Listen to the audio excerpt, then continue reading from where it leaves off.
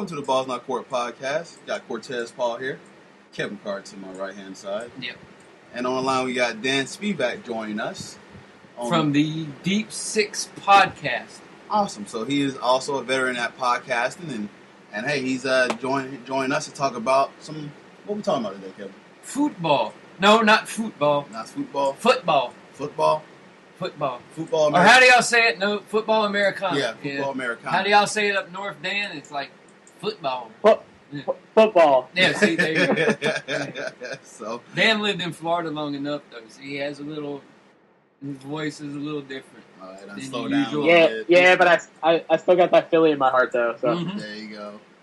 Me, I don't have nothing but Southern drawl. You pronounce car with like Kai or No, they stuff say like- it normal. they say normal. Nah, they say it normal. They say normal. Yeah. I say Carl. Yeah. So Okay. unless There you go. Good enough, man. So- But nonetheless, welcome to the show. I'm glad to have you.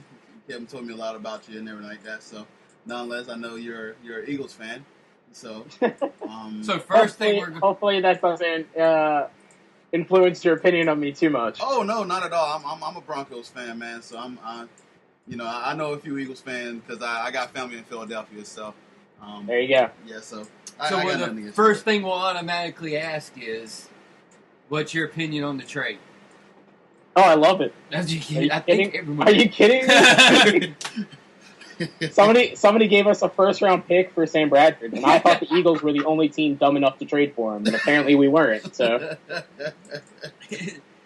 so there you go.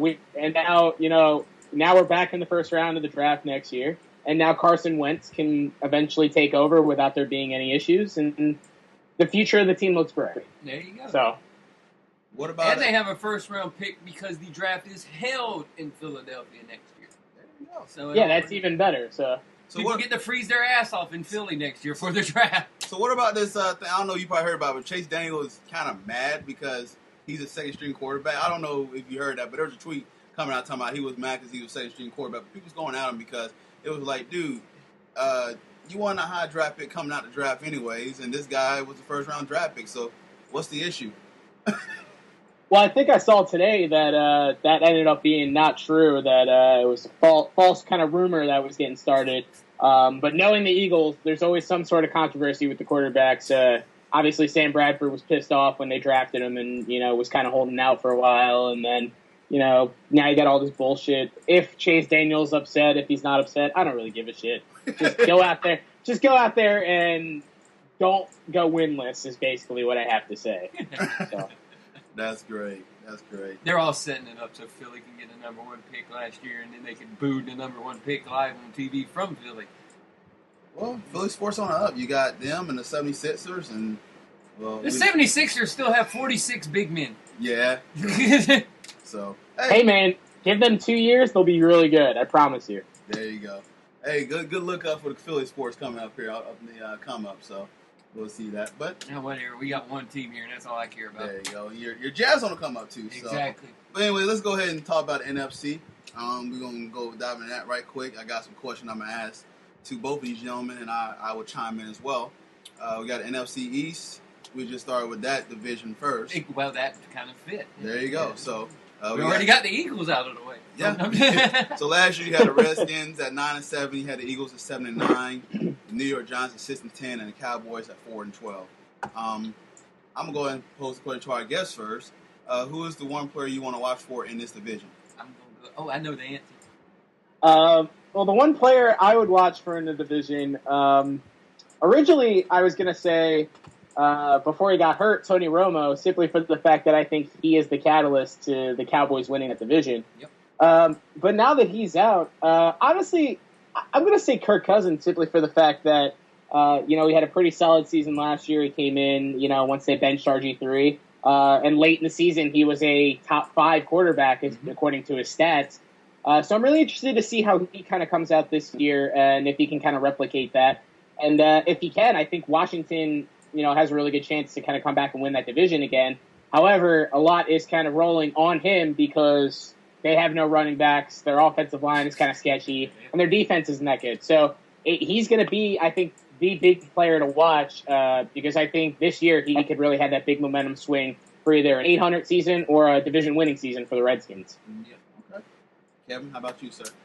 Now with Tony Romo going down, my dude to watch is Ezekiel Elliott for the Cowboys because they're going to put a lot on his back, especially back there with Dak Prescott and him being their backfield's rookies.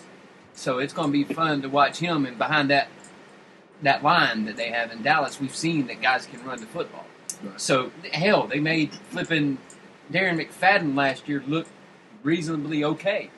So, and he didn't, until he got hurt, which that's normal with Darren McFadden. But I really want to watch. I'm looking forward to seeing how Ezekiel Elliott does behind that line, and especially without Romo. Okay. Mine's going to be Josh Norman. He had a Pro Bowl year last year. Everybody keeps forgetting he left. Yeah, he left. And, he had 48 tackles, 4 interceptions, 2 of them was pick 6. Signed a big contract for 5 years, $75 million. With the Redskins, I guess they way too much money. Yeah, exactly. So I guess depending on want to pay him, but I'm just intrigued because he get to play Odell Beckham twice. Well, yeah, which is okay. And so there's been this trash talking about Odell Beckham famous because of the one catch and everything like that. He's really taking a shot at Odell Beckham, and I've said that. Yeah, I've said that. You said that plenty of times. I've said that a lot. So I want to see if he's the real deal, but because we know last time Washington signed a big defensive player.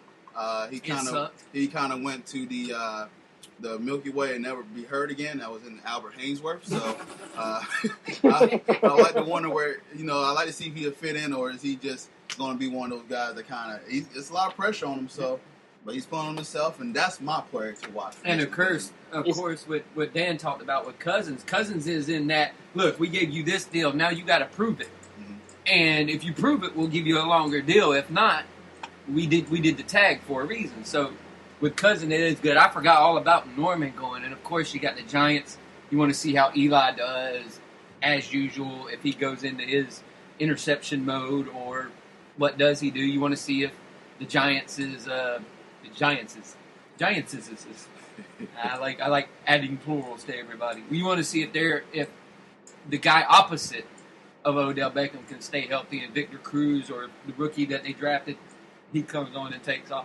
So there's a lot of intrigue in the NFC East, especially after that trade happened from the Eagles and the where did he go? Minnesota. Yes. After that, there's a lot of intrigue now in the East because the doors are kind of opening up for each team. All right, the question for you, Kevin. I'm gonna go ahead and ask this for you. What's the one storyline that you watch for in this particular division?